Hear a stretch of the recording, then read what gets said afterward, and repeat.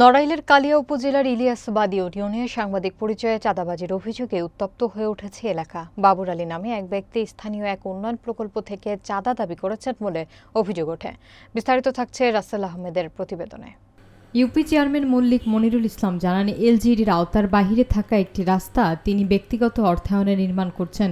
এ সময় বাবুর আলী নিজেকে সাংবাদিক পরিচয় দিয়ে ফোনে চাঁদা দাবি করেন এবং সরাসরি গিয়ে শ্রমিকদের হুমকি ও গালিগালাজ করেন। বিষয়টি নিয়ে থানায় সাধারণ ডায়েরি করেছেন চেয়ারম্যান। এলাকাবাসীর দাবি, বাবুর আলী দীর্ঘদিন ধরে সাংবাদিকতার নামে চাঁদাবাজি করে আসছেন এবং প্রতিবাদকারীদের বিরুদ্ধে সামাজিক মাধ্যমে অপপ্রচার চালান। জানা যায়, পূর্বেও তার বিরুদ্ধে চাঁদাবাজির মামলায় কারাদণ্ড হয় এবং কালিয়া প্রেস ক্লাব থেকেও তাকে বহিষ্কার করা হয়েছে। কালিয়া থানার ওসি আব্দুল্লাহ আল মামুন জানান, অভিযোগের তদন্ত চলছে এবং যথাযথ আইনগত ব্যবস্থা নেওয়া হবে।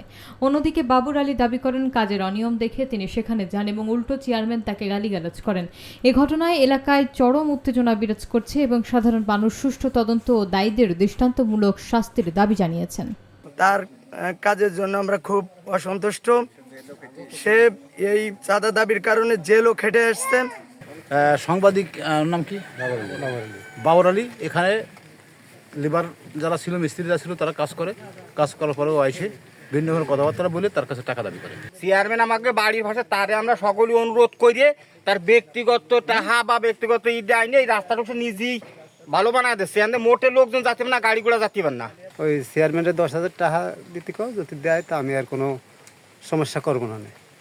এই করার পর আমি আর কি চেয়ারম্যানে জানাইছি, জানাবার পর চেয়ারম্যানও আসতেও টান দিয়ে চলে গেছে। আমার চলাচলের এবং জনগণের চলাচলের সুবাদে আমি এই রাস্তাটি আমার ইউনিয়নের বরাদ্দ সমাপ্ত হওয়ার পরে তেরোখাদার যে অংশটা, এই অংশটা আমার নিজস্ব অর্থায়নে আমার ব্যক্তিগত টাকা দিয়ে আমি এই রাস্তাটি করে দিচ্ছি, একটা মাত্র কারণ জনগণের উপকারের জন্য। কিন্তু সেই রাস্তাটি নিয়ে সে সোশ্যাল মিডিয়ায় থেকে শুরু করে আমার এখানে যে রাস্তার ফ্ল্যাট সিলিং বোনার জন্য